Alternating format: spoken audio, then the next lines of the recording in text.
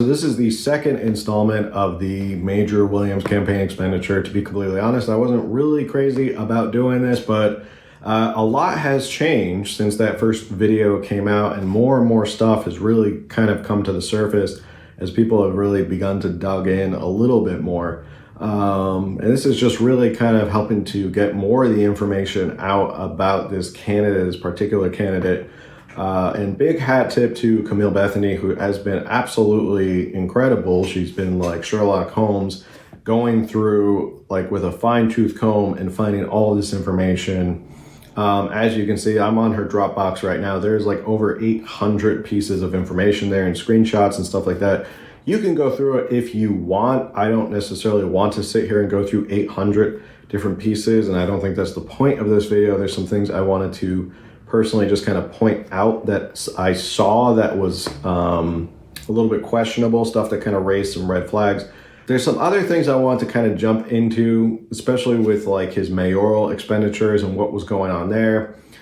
Spoiler alert, no like Ritz-Carlton or anything like that. But there are some things that did kind of raise some red flags for me about what is going on. I don't want to go through the whole like his past as a rapper and all that stuff. But this is some of the information that has come out when it comes to his campaign expenditures, because this stuff is public knowledge. This stuff is the truth. This is what has been filed.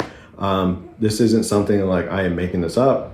Contrary to popular belief, this is not misinformation. I did not edit this. These are documents that came straight from the city of Pasadena. They would be considered documents that are judicially noticed in a court of law because they come from an authoritative source, such as a governmental entity, so they are the real thing. I'm just looking at what these documents are. You can go look for them yourself. It's a little bit more complicated than the state. When you go into the city, you have to look specifically, but the Secretary of State of California does have a link where you can go to each city and they'll take you to the site where you can go and start looking through this stuff. So this one was a little bit harder than like the state because this was municipal, but regardless, you can still find it through the Secretary of State website at sos.ca.gov. But let's get started and jump right in. So this is one of those forms that you have to file, which has all of your contribution, all your expenditures, and it covers a certain period. As you can see up here, it covers from July 1st all the way to the end of the year in 2019. And the first thing that I noticed on this Schedule B, which is loans received. Loans received is, so as a campaign, you can make personal loans from the campaign to any person. And in this case, it looks like his mayoral campaign only made loans really to himself.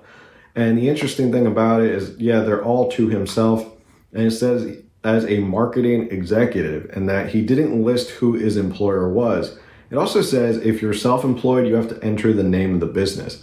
If you go to his LinkedIn, he actually says that he has a marketing company. So whether he's not disclosing that there's a marketing company, or maybe he didn't even file it at that point, that's quite possible. But he made loans to himself to be the marketing executive for his own campaign. I guess not completely illegal, but it is a little bit questionable. Loans received, as you can see right here, I highlighted it, 760 is the loans received. And then there was loans paid or forgiven for this period.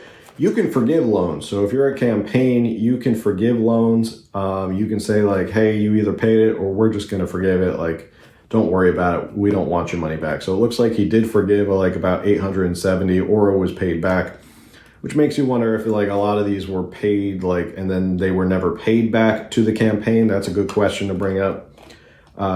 Did he pay himself? Like, did he loan this money to himself as a marketing executive and then say like, okay, well, I'm going to forgive these loans anyway. As you can notice, they're all like under a certain amount, except for this one is like 500, but they're all under like $100. So that is something to look into. A lot of this stuff is not as sexy as like the gubernatorial. And you're probably already saying like, well, if it's not as sexy as the gubernatorial, then why am I here? Well, there's some things I want to point out that I think are pretty interesting still. And then the thing at the end of this video, which I think is like the most interesting out of all, and that really kind of raises my red flag. Keep going. A lot of these credit card fees, this stuff gets like out of control.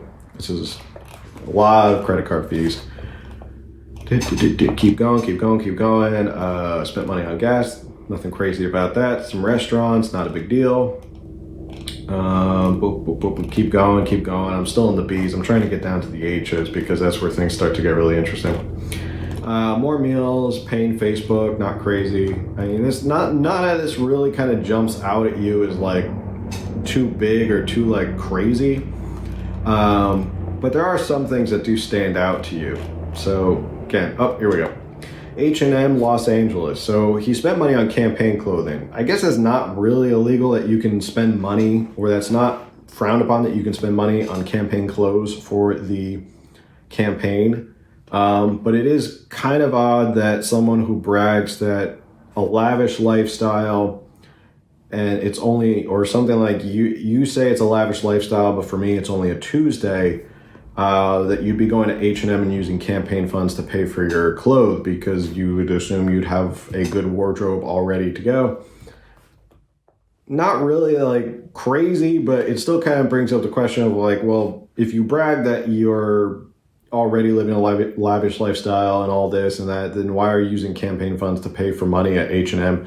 And H&M is not like, if you've been to H&M, it's not really like the highest end store. It's more affordable clothing. But still, it's kind of odd that someone would brag that they have such a lavish lifestyle and then go to H&M and use campaign funds. Hotel Meridian, this one was one that stood out to me and that kind of, I think, got Camille Bethany's like whole attention, that kind of made her go down this rabbit hole. Hotel Meridian, as you can see, it's in Dallas, Texas. Now, Major comes from Texas, and it's quite possible. Why was he in Texas if he's running for mayor of a California city? And it's not like it's a big city where you're like, oh, I'm running for mayor of LA and I need to go to this big Democratic or Republican convention and try and drum up business and fundraisers and stuff like that because I'm running in a really competitive race. There was no record that there was anything that happened. There was no record that there was a campaign event. As you can see, the thing right above it, Hilton Pasadena, shows that there was event catering. And that shows that there was like an event with the candidate. There were 20 guests. So that you can see right there, that's an event. And if you look at the code, they give you this nice little code, which is very helpful as well. FND stands for fundraising event. Okay, so that's a fundraising event. You know that that's what that money was for. Here, you're not really quite sure why he went to the Hotel Meridian and why he was in Dallas and why it was like so early on in his campaign. I believe there was an expenditure for like United Airlines. One of the tickets bought was already off to Texas. Again, it's just one of those questions of like, well, you're running for mayor of Pasadena. Why would you need to go to Texas? What's in Texas? Unless there's a big fundraiser. And that's a question you can certainly raise. Let's see. I'm trying to see if there's anything else really concerning. I mean, there's some lifts in, that's just out of San Francisco. That's where the company is based, so you don't have to worry about that. Men's suit outlet, tux rental for event at $250. Sounds like a pretty nice tux. And then more printing stuff and more printing stuff and, a lot more printing stuff and printing more stuff and paying money and Starbucks, lots of coffee. Going through, Trader Joe's. This was pretty interesting. Event refreshments. You can definitely go to Trader Joe's if you're going to get like event refreshments. They're meeting refreshments, event refreshments. Nothing really that like sounds the alarm on this stuff. But that's it for this document. Okay, so we're back to Schedule B on this document. This is another loan that he paid out. Let's see. Here's the ticket. United Airlines, campaign meeting, travel 157. So that could be where he went to Dallas. Here we go. AT&D in Dallas, Texas. Foot Locker, Pasadena, campaign photo shoot and wardrobe, $120. Probably some new shoes. Okay, that's fine. This one caught my eye as well. Major Williams, he paid himself for a donation to the Boys and Girls Club of America. Now, campaigns are allowed to do that. You can certainly, as a campaign, donate money, and you can go through a lot of different candidates, and you'll see like they donated money to a bunch of these different charities, which is not uncommon and it's usually done. The weird part is, why would you pay yourself to make a donation, listed as a donation to the Boys and Girls Club of America? Why wouldn't you just make a donation to the Boys and Girls Club of America? So that kind of stuck out to me, why he was paying himself for a donation to a charitable organization, which I'm sure has a way for a campaign to make a donation. And it's not the first time a campaign has made a donation to the Boys and Girls Club of America. Here, Major Williams, cash deposit to cover expenses, $200. That's it for the documents. Now, I wanted to go over this page, which was kind of interesting. This is something that Camille also pointed out. So going back in time, there was this new California Governor Committee that was set up. Now, I'm not really sure if this was actually a political action committee or not that was actually set up. And if it was, you do have to register with the state to say that, like, hey, I am a political action committee. And this was something that he set up to help find a new California governor after Newsom was elected. Not surprisingly, they found out, or they said that Major Williams should run for governor, which he is doing right now. And it already has a campaign ad on here, which is kind of an issue that, like, PACs aren't really supposed to coordinate with campaigns. That's sort of a hard line rule in campaigns and election law, is PACs and campaigns really can't work together. Like, you can set up a political action committee and you can tell people, like, hey, we endorse this person, you got to go support them, or this is who we want you to vote for, which is the point of a political action committee, is that you take action on behalf of political matters. But you can't coordinate with the campaign because there's different, like, fundraising rules. Like, super PACs can raise, like, unlimited amounts of money. PACs can raise a lot more than, like, campaigns. So that's why you don't really want to work them together. And they kind of put this hard line in there, like, okay, you guys can't even talk to each other. You can't coordinate anything with each other. So that's why it was kind of weird that he has a video on here for a campaign commercial for him running for governor. If this is actually a political action committee, again, I think I tried to look it up on the Secretary of State. I didn't see anything.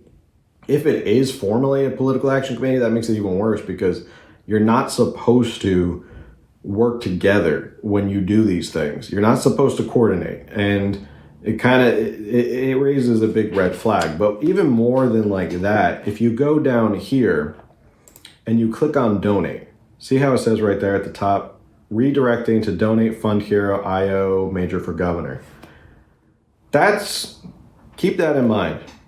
Then you pop on to this site that says Major Kicks for Kids. Now, Major Kicks for Kids is a nonprofit that was started supposedly by Major Williams to donate shoes to children. It's a very noble cause. That's cool. What kids don't like new shoes? And it's weird that you went to New California Governor Committee and then you clicked on their donate page and it takes you to Major Kicks for Kids. But the web address is named Major for Governor 2022.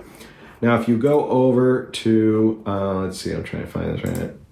Hold on. Here we go. I'm going to go back for a second. So if you go to the site Major Kicks for Kids and you go donate now, same thing comes up. Major for Governor is the name of the site, or how it's named. You can look at it from here, view page source, and go to donate.fundhero.io, Major for Governor 2022, which raises, again, a question as to why are they not all completely separated? Why is Major Kicks for Kids showing up on the New California Governor Committee page?